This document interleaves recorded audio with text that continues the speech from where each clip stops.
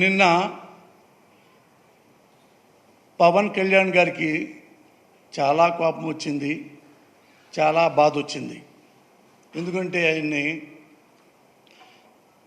వాళ్ళ భార్యల్ని పెళ్ళాలు పెళ్ళాలు పెళ్ళాలు అని సీఎం గారు అంటున్నారంట.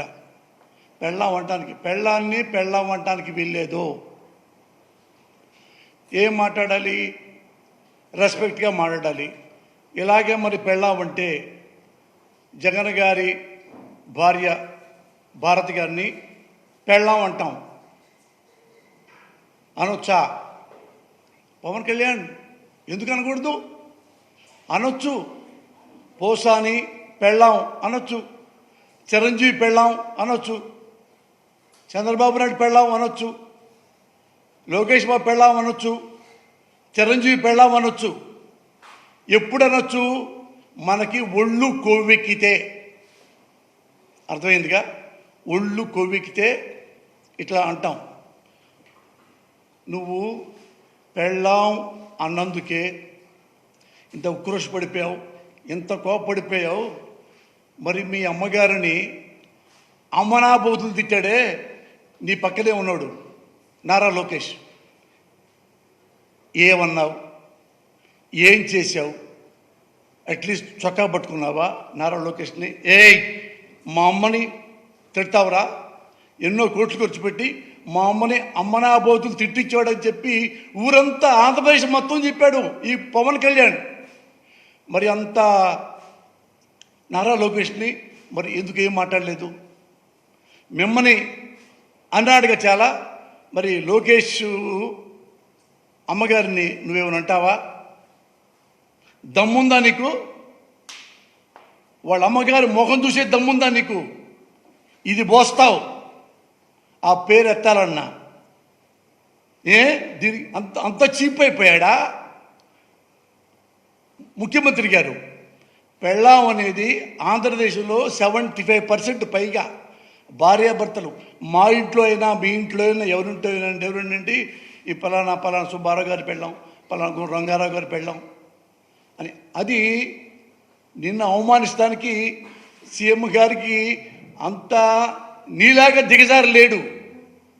ఆయన పెళ్ళాం పెళ్ళాం పెళ్ళాం పెళ్ళాం అంటే నీకు చంద్రబాబు గారి ఏమన్నా జగన్మోహన్ రెడ్డి గారు ఆయనకి 4 పెళ్ళాలు లేదు, నాకు 3 పెళ్ళాలు ఉన్నాయి అన్నావు. నీకు 3 పెళ్ళాలు ఉన్నాయా? 4వ పెళ్ళాం లేదా? నీకు 4వ పెళ్ళాం ఉంది.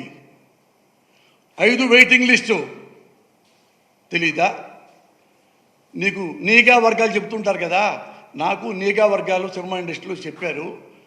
పంజాబ్ అమ్మాయి నీకు తెలుసు కదా, చాలా ట్రెడిషనల్, మంచి కుటుంబం. పాప సినిమా ప్రేమతో వచ్చింది. ఆమె బాగుంటుంది. నువ్వు కన్నేసావు, లవ్ అన్నావు, క్లోజ్ అయ్యావు, వాడుకున్నావు, వదిలేసావు, స్టమక్ చేసావు, వదిలేసావు. ఏమంటారు దీన్ని? నువ్వే చెప్పు. దీన్ని ఏమంటారు? పెళ్ళాం అంటారా లేదా గొళ్ళేమంటారా? నువ్వు చెప్పాలి కదా, నువ్వు చెప్పు.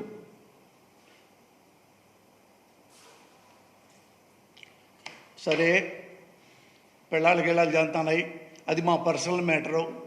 పర్సనల్గా మా మ్యాటర్ మాట్లాడితే ఊరుకోమన్నారు. తప్పే, పర్సనల్గా మాట్లాడకూడదు. నువ్వెందుకు ఏడుపులేసావు? ఆంధ్రప్రదేశ్లో వాలంటీర్సు ఆడపడుచులు వేలాది మంది ఉన్నారు. అందులో అన్ని కులాలు అన్ని మతాలు ఉన్నారు. క్షత్రియులు ఉన్నారు, కాపులు ఉన్నారు, కమ్మ ఆడపడుచులు ఉన్నారు, రెడ్డిస్ ఉన్నారు, మాలా మాదిగ, అబోవ్ ఆల్ మైనారిటీస్, బీసీలు అందరూ ఈ మహా తల్లులు పింఛనిస్తూ అమ్మలకి అవ్వలకి సేవ చేస్తూ దేవతల్లా పనిచేస్తున్నారే, వాళ్ళను వ్యభిచారం చేస్తున్నారు, ట్రాఫికింగ్ ఉంది అని ఎందుకు వెధవ పలుకులు పలికావు?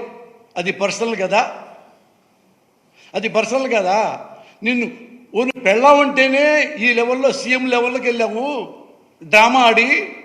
మరి ఎంతమంది ఆడపడుచుల్ని ఆంధ్రప్రదేశ్లో ఎంత చీప్గా మాట్లాడావు.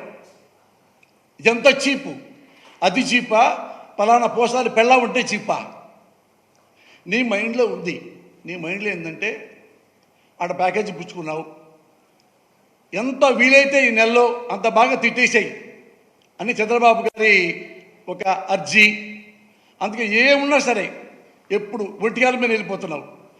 అయినా నువ్వెంత ధైర్యస్తుడో తెలుసా? మీ ప్రజలకు మీరు కూడా వినాలి. ఈ పవన్ కళ్యాణ్ ఎంత ధైర్యస్తుడు అంటే, వన్స్ ఆన్ టైం హైదరాబాద్లో ఉన్నాడు. హైదరాబాద్లో ఉండి ఒక మీటింగ్కి వెళ్ళి, అప్పుడు కేసీఆర్ గారు తెలంగాణలో కేసీఆర్ గారి గురించి ఓ భయంకరంగా కామెంట్లు చేస్తా, జోవియల్గా చప్పట్లు కొట్టించుకుంటా ఫ్యాన్స్కి ఆయన విమర్శించాడు కేసీఆర్ గారిని, తెలంగాణ ఉద్యమ నేతని. ఇది కేసీఆర్ గారికి జారదీశారు. కేసీఆర్ గారు ఎవడరా వాడు? పవన్ కళ్యాణ్. అరే పవన్ కళ్యాణ్ యాస్టివ్గా కేసీఆర్ గారు అన్న మాటలు క్లిప్పులు ఉన్నాయి, మీరు చూసుకోండి. అరే పవన్ కళ్యాణ్ నా కొడక, ఇట్లా ఇట్లా చిటికలైతే తునకలైపోతావు నా కొడక. ఇది మొత్తం పవన్ కళ్యాణ్ విన్నాడు.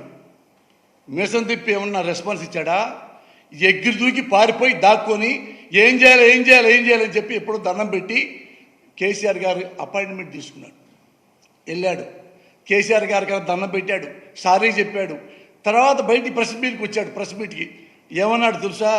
సార్ కేసీఆర్ గారు గొప్ప మేధావి, ఉద్యమకారుడు, ఇంత డెడికేషన్ ఉందని నాకు తెలియదండి, ఇంత డెడికేషన్ ఇందులో ఉందని, హౌ గ్రేట్ హీఈజ్ అని ఒక అరగంట పాటు కేసీఆర్ గారిని పొగిడి ఆ నుంచి పారిపోయి వచ్చాడు.